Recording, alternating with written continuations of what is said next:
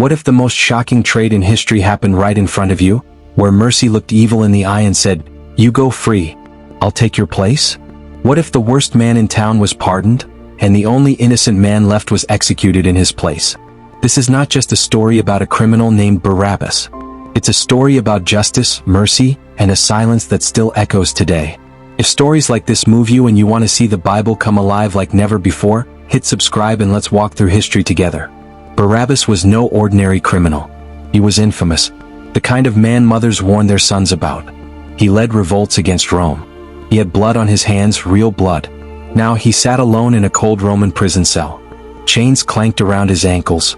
His back still bore the scars of Roman whips. His fists were bruised, but his heart was harder. He had heard whispers, today was the day. The Passover tradition, one prisoner would be released. Could it be him? He chuckled bitterly. They'll never choose me. Outside the crowd gathered. He couldn't see them, but he could hear them. Pontius Pilate stood before the people, his hands trembling. He hated this. He found no fault in Jesus, the so-called king of the Jews. But the mob had turned. Pilate tried to be clever. It's tradition to release one prisoner. Do you want Jesus or Barabbas? The silence only lasted a second. Then a thunderous shout. Barabbas. Pilate blinked. Surely he heard wrong. He asked again. The crowd grew louder. Give us Barabbas. And when he asked what to do with Jesus, they shouted, crucify him. Pilate washed his hands. But deep down, he knew they would never be clean. Barabbas heard footsteps. The creak of a prison door. He looked up. A Roman guard unlocked his chains. You're free. Barabbas laughed. This some kind of joke? The guard didn't smile. No joke.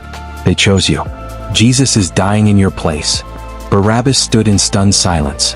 He didn't ask questions. He didn't say thank you. He just walked out.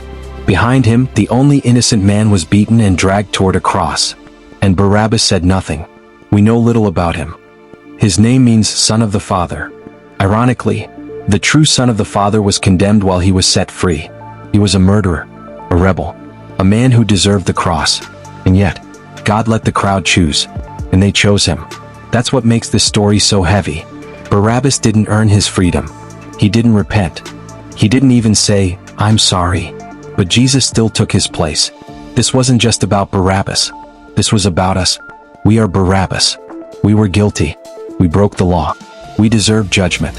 And yet, Jesus stood silent, took the punishment, carried the cross. He didn't resist. He didn't argue. He didn't say, but I'm innocent. Because mercy doesn't defend itself. It offers itself.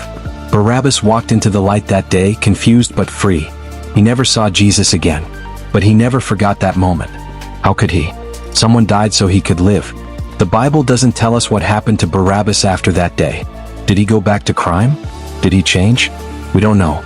But maybe, just maybe, he stood in the shadows that day as Jesus stumbled under the weight of the cross. Maybe he realized, that cross was mine. And maybe years later, he told his children, I saw him. I stood beside him. He was innocent. I should have died. But Jesus took my place. This story still speaks. It tells us something deeply uncomfortable. That God's love is so radical. He would choose a guilty man over his own innocent son. That mercy is not fair. That grace is not logical. That Jesus died, not just for Barabbas, but for you. For every moment you've messed up. For every time you chose rebellion. For every secret shame you carry. He stood beside you and took your place. Not because you earned it, but because love never asks you to earn it. So here's the question. If Jesus took your place, how will you live your freedom?